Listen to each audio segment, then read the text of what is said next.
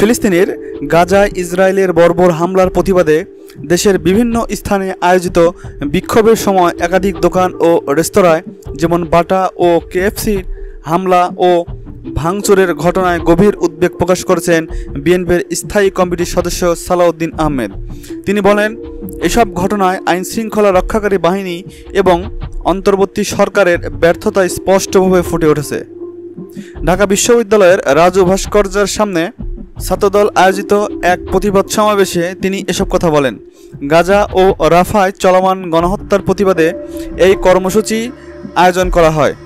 সালাউদ্দিন আহমেদ বলেন, গতকাল দেশের কয়েকটি স্থাপনায় হামলা হয়েছে, আমরা এর তীব্র নিন্দা জানাই। তবে একই সাথে বলবো, সরকারের এবং আইনশৃঙ্খলা বাহিনীর দায়িত্বহীনতা এখানে পরিষ্কারভাবে ধরা পড়েছে।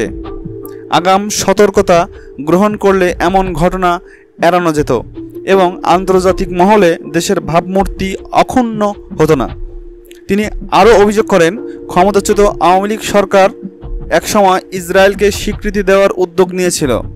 বাংলাদেশের পাসপোর্টে আগে ইসরায়েল ব্যতীত সব দেশে গমনযোগ্য লেখা থাকলেও আওয়ামী লীগ সরকার তা থেকে ইসরায়েল শব্দটি বাদ দেয়। এটি আসলে ইসরায়েলকে স্বীকৃতি দেওয়ার একটা প্রচেষ্টা ছিল বলে অভিহিত করেন সালাউদ্দিন আহমেদ। বিশ্বব্যাপী মুসলিম নেতাদের প্রতি আহ্বান জানিয়ে তিনি বলেন, আপনারা নির্যাতিত মুসলমানদের পক্ষে সোচ্চার হন এবং এমন পদক্ষেপ নিন যাতে ইসরায়েলের পক্ষে অবস্থান নেওয়া বিশ্ব শক্তিগুলো তাদের অবস্থান পুনর্বিবেচনা করে। পাশাপাশি তিনি অবিলম্বে ফিলিস্তিনের গণহত্যা বন্ধেরও জোর দাবি জানান।